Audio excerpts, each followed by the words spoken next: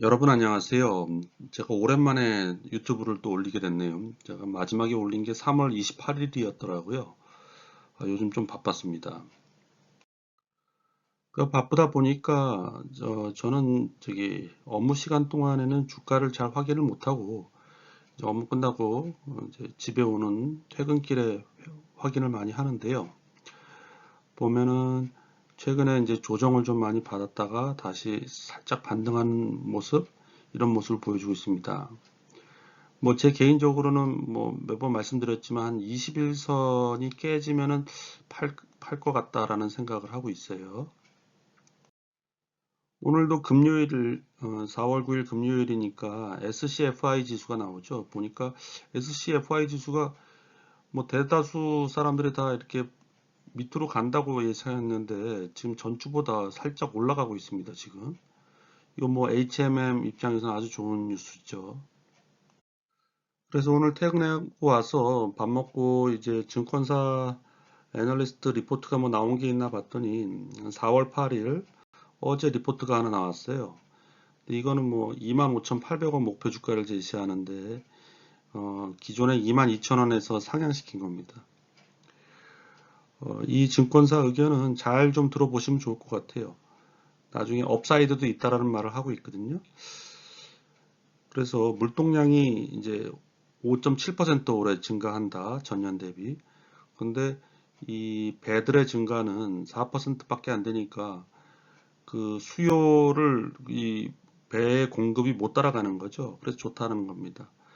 그래서 올해 연평균 SCFI 지수는 한 2200포인트 정도 해서 기존 리포트 대비해서 한 19% 상향 조정을 했다. 뭐 그 이유는 뭐 여러 가지 얘기하고 있는데 지금 2020년 말 기준 그 전체 그 배들의 양 대비해서 그 발주 잔고는 9.5%밖에 안 돼서 역사적 저점 수준까지 축소됐다니까 공급이 앞으로도 많이 나오지 않겠다 이거죠. 새로운 신조 컨테이너라 그러네요. 그 새로운 배들 컨테이너선들이 안 나올 것 같다. 그래서 향후 한 2년간은 공급 과잉으로부터 자유로울 것이다. 그리고 컨테이너선, 벌크선과 달리 벌크선은 20년 장기 운송 계약. 제가 뭐 펜오션 유튜브도 찍었지만 거기 보니까 진짜 20년 그 장기 운송 계약을 해요. 그러면은 딱 마진이 그 딱 정해져 있거든요. 픽스드 마진.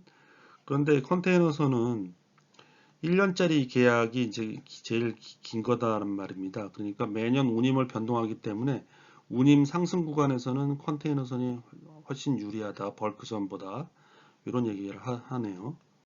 이 증권사는 22,000원에서 25,800원으로 목표가 상향한 이유를 영업이익 추정치를 이제 한 8% 정도 상향했다는 거예요. 올해 영업이익을.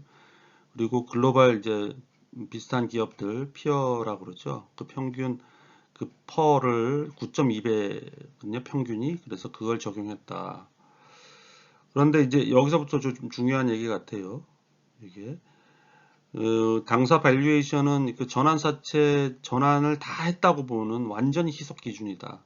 그래서 지금 한 3억 주인데 그게 아니라 전환사채가 다 전환되면 한 10억 주 정도 되는 기준으로 밸류에이션을 했단 말이죠. 근데 전환사채를 보유하고 있는 산업은행이 만약에 주식으로 전환을 안 하고 현금 상환을 용인할 경우 그거는 이제 어떻게 알 수 있냐? 이제 190차 전환사채가 있는데 190회 전환사채 이게 어 6월 말에 이제 전환할 수 있는 기간이 끝나요. 그런데 이거를 현금으로 상환한다. 그러니까 전환을 하지 않는다. 그러면은 이제 현금 상환될 가능성이 높다는 얘기 아닙니까? 그러면 전액 현금 상환을 가정한다. 나머지 산업은행이 보유한 그 전환사채들도 다 주식 전환 안 한다고 본다 그러면은 지금 7억 주 정도가 감소할 수 있으면 이 경우 목표 주가가 2배 더 상승할 수 있다라는 거죠. 그러니까 200%니까 3배라고 봐야겠네요. 그죠? 100% 상향되면은 우리가 2배라고 말하는 거죠. 이게 200% 상향됐다 그러면은 그러면 25,800원이 아니라 뭐 거의 7만원, 8만원 정도까지 갈 수 있다라는 얘기를 하는 겁니다. 그래서 완전 희석 기준에 애널리스트로서 뭐 산업은행이 전환사채를 전환할 수도 있는데 그거를 전환 안 한다라고 너무 긍정적으로 볼 수 없다라는 이런 얘기를 하고 있고요. 이 사람은. 그래서 어쩔 수 없이 보수적으로 다 전환된다고 보면 10억 주다. 그렇게 해서 밸류에이션 한 거다. 하지만 그 전환사채의 전환이 이루어지지 않으면 그 이슈가 해소되면은 단기 재조정이 충분히 가능하다. 그러니까 단기 그러니까 3배, 8만 원까지 갈 수 있다. 이 얘기 하는 거죠. 그러니까 이 애널리스트의 의견이 무슨 얘기냐 하면은 이제 이 HMM이 발행한 전환사채들이 되게 많은데 여기 보시면 뭐 190회부터 해서 199회까지 뭐 상당히 많은데 그걸 다 전환하면은 한 7억 주 정도가 이제 물량이 나온다는 건데 그 중에 190회를 보자는 거예요. 190회는 전환 청구 기간이 올해 6월 말까지입니다. 이 6월 말까지 산업은행이 이거를 보통주로 전환하지 않으면은 그냥 사채로가 되는 거예요. 사채. 현금 상환하는 거죠. 그러면 시장이 주식으로 풀릴 일도 없어요. 그러면 이게 아주 시금석이 될 거다. 이걸 전환하지 않으면. 그럼 만약에 이날이 중요한 날이 될 거다. 이날이 지나고 나면은 산업은행이 전환사채를 주식으로 전환할 의도가 없구나라는 게 밝혀지면서 밸류에이션이 점프할 거다. 이런 얘기를 하는 겁니다. 그래서 이 증권사의 25,800원 밸류에이션은 어떻게 나왔냐면 올해 매출을 9.6조로 보고 당기 순이익은 한 2.9조가 날 거다. 그러면 그거를 한 10억 주 다 전환됐다고 그랬죠. 완전 희석됐다고 하는 거 표현합니다. 10억 주로 나누면은 주당 EPS, 주당 순이익이 한 2,800원이 돼요. 그러면 거기에 글로벌 피어그룹 퍼의 평균인 9.2배를 적용하면 그러니까 2,792원 곱하기 9.2배 하면 25,800원이 나옵니다. 이렇게 계산을 했다라고 합니다.